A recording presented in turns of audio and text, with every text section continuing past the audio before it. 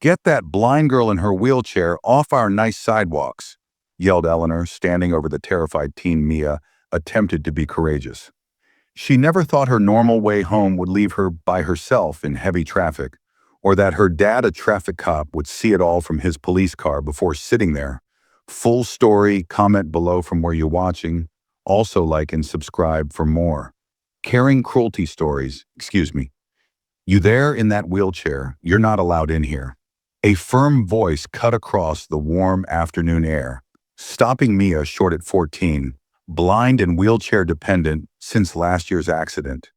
She'd grown accustomed to perceiving the world differently, but not to such blatant aggression. "I'm just trying to get home from school," Mia explained, her fingers resting on the rims of her wheelchair. A high hail of footfalls followed quickly. "This is private property. These are designer sidewalks that cost our homeowners a small fortune. Your tires are punctuating." Maya turned her head in the direction of the sound, wishing not for the first time that she could see the woman speaking to her. "I'm sorry, but this is a public sidewalk. I stroll this route daily.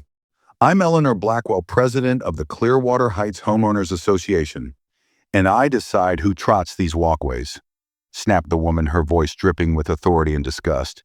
"And I'm telling you, your situation is depressing. Property values. Take another road home." Mia, her face heated as she eavesdropped several bystanders, slowing down as though listening to the fighting. She drew in a breath, trying to remain calm amidst racing in her chest. "Ma'am, I'm afraid not another road. There's construction on the other roads, and the detours aren't an option for a woman who's blind and employs a wheelchair." "Not my concern," Eleanor stated chilly. "This is about community standards and property values. Leave now." The air around them seemed to thicken with tension. Mia stood firm, her hands fiercely gripping her wheelchair armrests. "I have every right to use this public sidewalk?" Something in Eleanor snapped. "How dare you disagree with me?" "I've been in charge of this association for 11 years," before Mia could answer. She felt Eleanor's manicured hands close on the handles of her wheelchair. With a forceful jerk, Eleanor began pushing her, immediately say, "What are you doing?" Mia cried out, completely bewildered as her sense of direction vanished.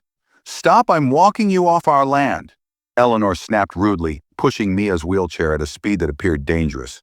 "Since you can't take a hint," Mia tried to reach for her wheels to stop the movement, but Eleanor pushed again, swatting her hands away. "Stop it, you don't understand. I can't see where we're going." The noises around her changed suddenly. The quiet suburban ambiances taken over by the growl of engines. The road beneath her wheels changed from smooth concrete to rough asphalt. A car horn blared near with horrific clarity. Mia had some idea where Eleanor had brought her. "Are we in the street?" Fear coursed through her. "We're in traffic, aren't we? Find your own way home," Eleanor said coldly, propelling the wheelchair on last and releasing it. "And don't come back to Clearwater Heights." Mia was stuck in place, shivery absolute horror, as she heard vehicles screaming to a halt all around her. Helpless and blind, and stranded in her wheelchair in the center of a busy street, she could only scream loudly, "Help somebody! Please help me!"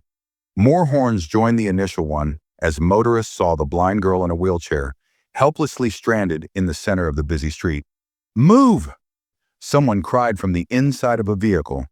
But Mia could not move. She did not know which direction. Safe, she tried in desperation to wheel herself somewhere, anywhere. But every honking horn served only to confuse her. The rush of a speeding car flew her hair back as a driver managed to avoid her. Maya, the voice cut out in the confusion like a lifeline. Her father's voice. Mia turned instinctively towards it. "Dad, I'm here. I can't see. I don't know where I am." The scraping of brakes cutting through the air as another vehicle veered out from in front of her. Then the sound of running feet and her father grabbing quick command of her wheelchair, rolling her from danger. "I've got you, mija, I've got you." Officer David Martinez once and again repeated his voice shaking with terror as he rolled her to safety on the sidewalk. Mia stretched up to him, crying helplessly. "She rolled me into traffic. Dad, she abandoned me to die. Who did this?" David's voice was a bellow, something that Mia had never previously heard.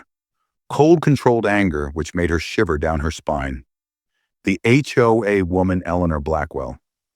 Mia wrestled through the sobs. "She told me I was trespassing.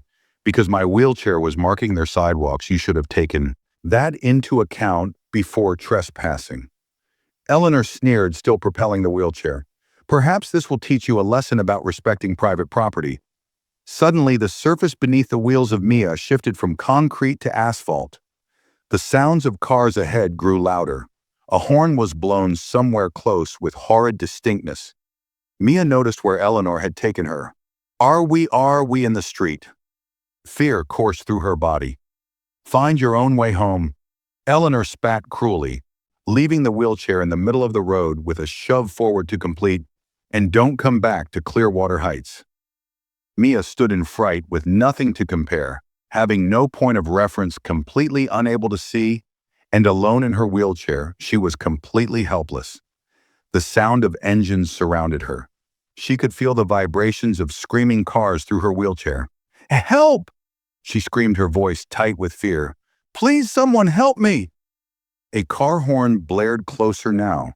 Mia tried to turn her wheelchair towards the sound, but had no idea in which direction would lead her to safety.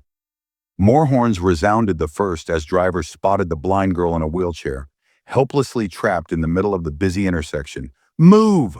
A voice shouted from inside a car. Mia tried to wheel off to safety, but was at a loss for direction. She spun her wheels wildly, but had no idea if she was for the curb or deeper into the traffic.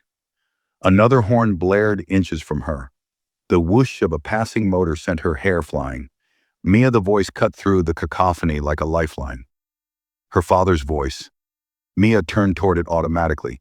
Dad, I'm here. I can't see where I am. The screech of brakes cutting the air as a car swerved to avoid her. Then running footsteps and her father quickly taking charge of her wheelchair, pushing her fast away from danger. I've got you, Nija. I've got you. Officer David Martinez was reassuring himself, his voice rough with fear, as he guided her to safety on what appeared a sidewalk. Maya stretched out before him, weeping. She pushed me into the street. Dad, she had left me there in traffic. Who done the voice of David was altered into something new Mia had ever experienced before. Icy professional anger scarce seated the HOA lady. Eleanor Blackwell. Mia gasped between sobs. She said I was trespassing since I wasn't a resident. She said my wheelchair was graffiti on their sidewalks. A symphony of angry voices congregated around them.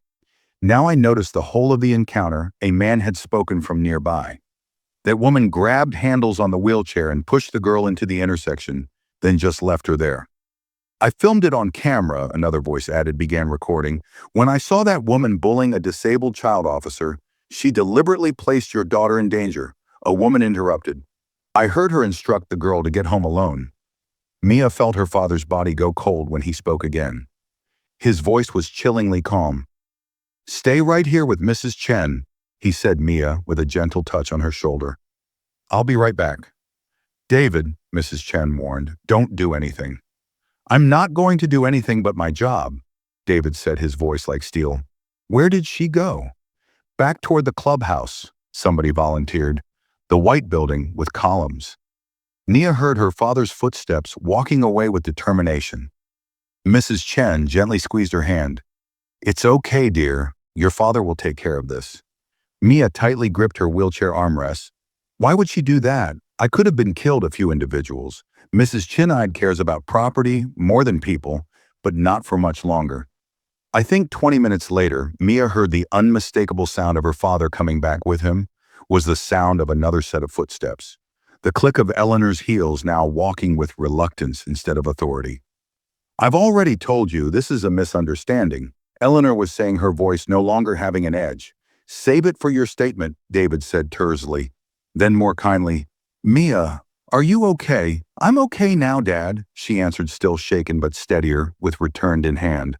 Officer Martinez. Eleanor tried again, her voice taking on a pleading quality. Surely we can resolve this without formal charges. The HOA would be willing to. Eleanor Blackwell. You're under arrest for child endangerment assault and reckless conduct. David cut in, his voice carrying the weight of his badge. You knowingly placed a visually impaired minor in the way of traffic, putting significant risk of bodily injury. This is ridiculous, Eleanor stammered. I was just getting her off private property by leaving a blind child in the middle of a busy intersection. David's voice was deadly calm, The same intersection where I give directions every school day. The same intersection where I nearly watched my daughter get hit by a car. Mia heard the metallic click of handcuffs. You have the right to remain silent. Her father continued reciting the familiar words of detachment, professional to perfection. Anything you say can and will be used against you in a court of law. While her father recited the Miranda warning, Mia could hear murmurs of approval from the growing crowd. Someone touched her shoulder gently. I sent the video to the local news. A teenage voice whispered, "No one deserves to be treated like that." 6 months later, Mia rolled confidently along the same sidewalk, her trained ears tuning into the sounds around her. With remarkable precision, the route had changed significantly since that terrible day. New tactile paving marked each crossing, audible signals had been installed at every intersection, braille signing marked every street corner, and smooth, wide ramps now made every crossing wheelchair accessible. As she approached Clearwater Lane, a warm voice greeted her. "Good afternoon, Mia. Perfect day to be out, isn't it?"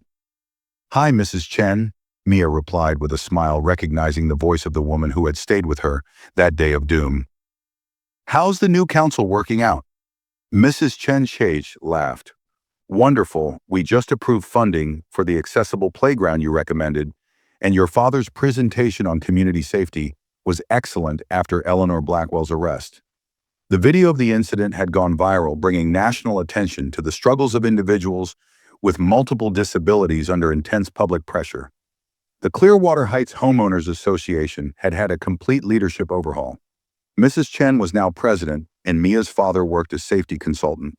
Eleanor had been convicted of child endangerment and sentenced to 18 months probation and 500 hours of community service split between the Center for the Visually Impaired and a rehabilitation center for those with mobility impairments, the same center where Mia had done her training. The judge had also mandated that Eleanor receive extensive disability sensitivity training.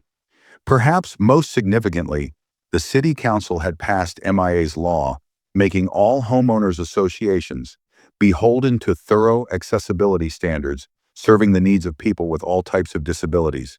Whether their communities were public or private, Dad reports the new traffic pattern is working beautifully, Mia said to Mrs. Chen as they strolled together along the path. They certainly are. Traffic accidents are down 30% since the change. Mrs. Chen's voice was unmistakably proud, and it's all because of you. Dear Mia shook her head. I didn't do anything except try to get home sometimes. Mrs. Chen answered sensibly. The most powerful thing a person can do is simply refuse to be invisible. They reached the corner where Mia had formerly been marooned and fearful. She heard the new audible announcement. Clearwater crossing is safe to cross. Clearwater crossing is safe to cross.